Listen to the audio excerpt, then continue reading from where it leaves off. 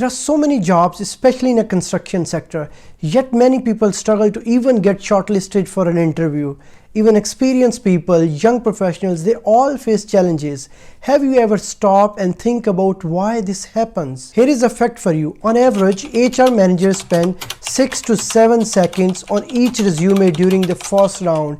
And this is the time when they decide either your resume going to the next round or to the bin. Imagine, just 6 seconds. So how do you stand out in such a competitive market? How do you prove through the resume, through one paper, that you are the best candidate for this role and you stand out? Trust me, it's possible. I have seen so many people who ignore the basics yet essential part of resume.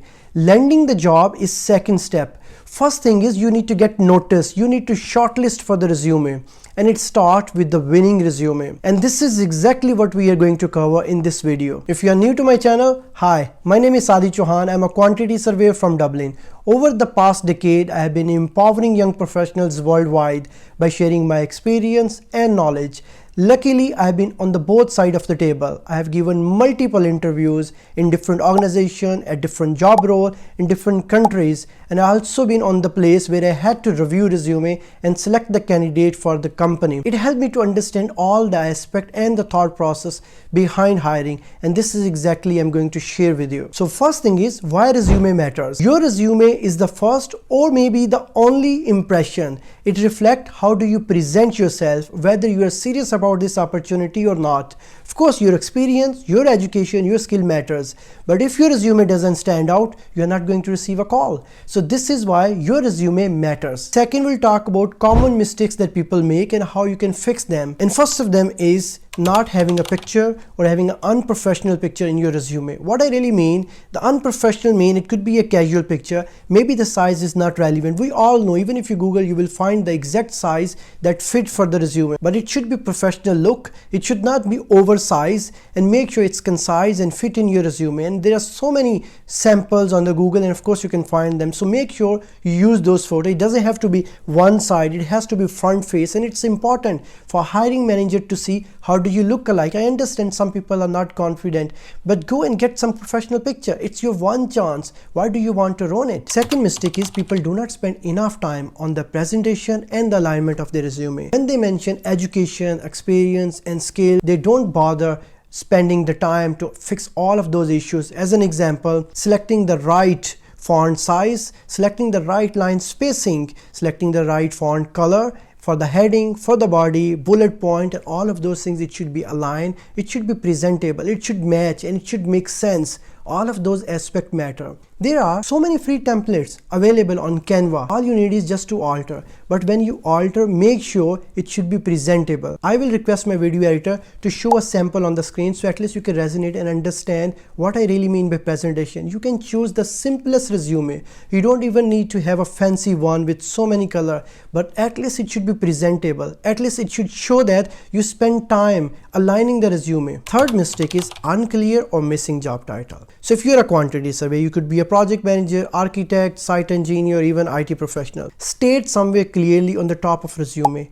It will help HR manager to decide if this position, if he should read your resume further, if you really align with their requirement. Don't leave it for their judgment that they should see your experience, they should see your education, that you are a civil engineer, you are a IT guy. Mention it clearly on your resume so they can see that. And it's not only a clear resume or the title, you need to mention correct title as well. If you are a recent graduate, then you need to mention assistant quantity surveyor, or maybe a junior project manager, or maybe assistant, or maybe a graduate architect. So mention the clear job title based on your experience and education. It will help HR manager to decide if your resume match with their requirement, and it can save the time of both parties. Fourth point that we're going to discuss is not a mistake, but it's a smart approach. If you adopt, it can help you to enhance your resume. Many people get confused. Do we need to mention our education on the top of a resume, our experience, or project?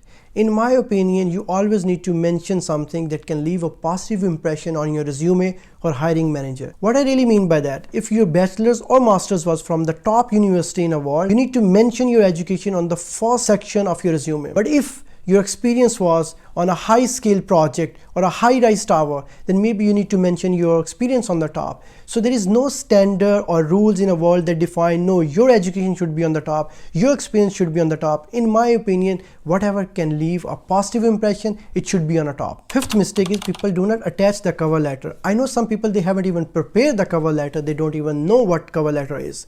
Cover letter is basically a summary of all your background and professional history. It could be your education, your experience, your skills, etc. There are so many samples available on the Google. Even ChatGPT is there. Come on, you can just share all the content of your resume to ChatGPT and just give some instructions, some prompt, and ChatGPT can help you to prepare the cover letter. Of course, do not copy and paste. You can add your flavors. You can alter based on your experience, based on your idea.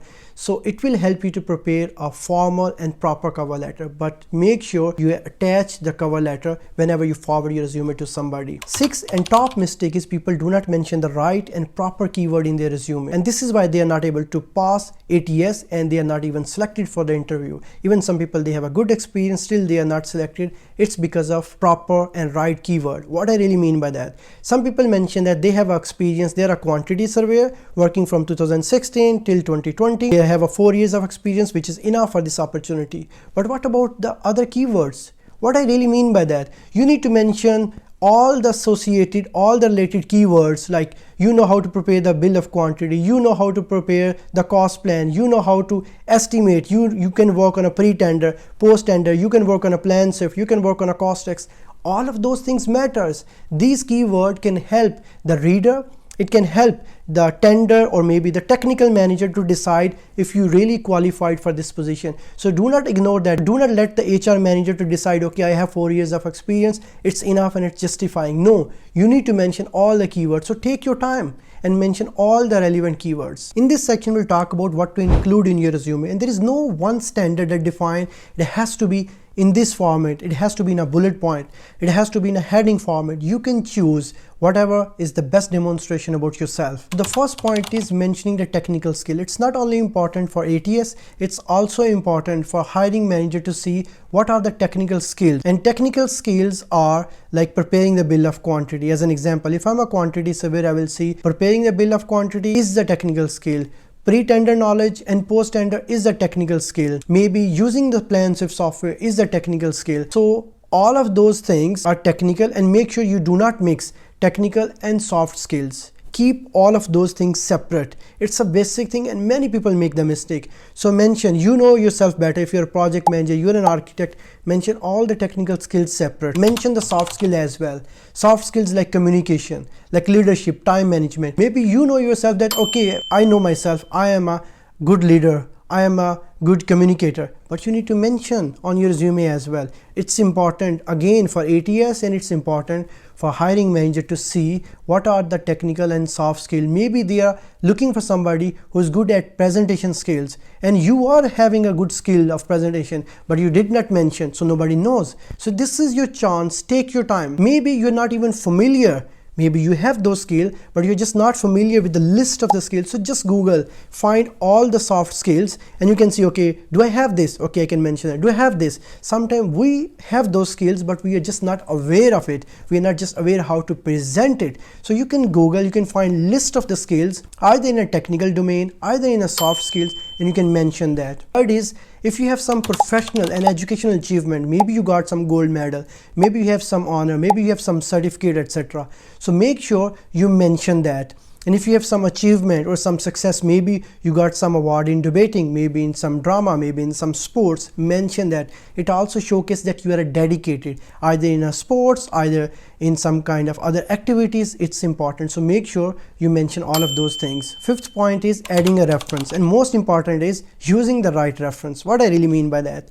So you need to mention a reference of your previous company manager. It could be your director, a line manager. So mention the reference, but do not include a reference of your friend or somebody you never worked for. Those references are not acceptable, but when you use those references, it shows that you're not professional. You don't know that these references doesn't count. But if you never work with somebody, this is your first time, you are a recent graduate, so you can maybe add a reference of your professor, your university teacher or somebody, but these references only count and matter. Sixth point is availability. So if you are currently working in a company where the notice period is 60 days, maybe 90 days. So it's important to mention that you will be available when you selected for a position. Whenever you're selected for another firm, you need 90 days of notice period. Then only you will be available for the job. Or maybe you're free at the moment, you're on the break, so you can mention that I'm available immediate position. So it's important for HR manager. Maybe they receive 10 resume and only on your resume you have mentioned that I'm available for immediate position.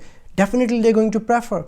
So it's important that you mention the availability. And the last point that I'm going to mention in this section is your status. If you are on a visit visa in other country, if you are on a work permit in another country, so it's important that you mention your visa status. It's especially important for those who are seeking a job in other country, maybe in Middle East, maybe in Europe. So if you have a visa status, it could be work, it could be study, it could be work permit, or maybe a dependent that has a full right. So whatever the status you have, it's important for HR manager selecting or hiring manager to see which visa status do you have. In fourth section, we'll talk about what to avoid in your resume. In my opinion, there are several things. The first thing is I see many resume people mention their passport number, their national ID card number, even their marriage status. I don't see any requirement for any of those things. So in my opinion, it is not required.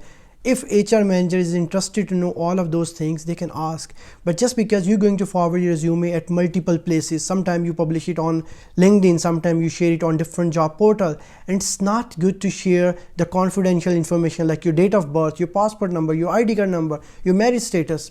It's not important. So do not mention those things, those personal and confidential things on your resume. Second is rename the file properly. So when your file is ready, it could be in a PDF format, it could be in a picture format, it could be in a Word format. Make sure you rename properly so HR or hiring manager can see this person is a quantity surveyor. It's his resume and his name is Saady. There's no standard, but in my opinion, you can mention that resume underscore Saady underscore quantity surveyor. So when they have so many documents, they can clearly see, okay, this is a resume of a quantity surveyor and his name is Saady. Do not just leave it blank or just keep it random number or random name. Spend time and just showcase that you are a professional and you know. So don't just leave it random. Make sure you rename the file properly. Third is leaving out LinkedIn. It's important for some of the hiring manager to see how you use the professional platform. It helps you to demonstrate the credibility. If they have two shortlisted candidates and your LinkedIn show that you work on different projects, you attended some seminar, you participated in some kind of conference, it's a professional platform, so why not to attach it? Maybe your name is common, let's say Ali or Ahmed, I'm just giving the example, and there's so many Ali on the LinkedIn. Do you want HR to spend hours looking for your profile? So it's better to mention your LinkedIn profile link so at least they can click and they can land on the professional platform and they can see your experience, and this is another way of presenting yourself. Fourth is sharing the Word format instead of PDF. Maybe you prepare your resume very well, you design, you're just a layout, and then you share it with somebody else, and maybe the next person open your resume in mobile, maybe in tab or maybe in a desktop, just because the ratio, just the layout is different. So Word automatically try to readjust the layout, and by doing that it can ruin the presentation or maybe affect the layout. It's not recommended, and of course you don't want it as well. So in my opinion, I suggest always to convert your Word document into PDF, and by looking at PDF, if you see this is the exact layout that you want your reader to see, then you can just share that. Trust me, the efforts you put in your resume reflects a lot about you. Your experience, your education are important, but if you can't present them well, HR won't give you a chance. So take the time to review and update your resume based on the insights I have shared today. Make sure every detail counts, because this is your chance, sometimes only chance, to impress the hiring manager. So that's it from my side. If you really like the video, don't forget to drop your feedback in the comment section and share this video with your friends, colleagues, and help your community to learn, earn, and grow. Thank you once again for watching. See you in the next video.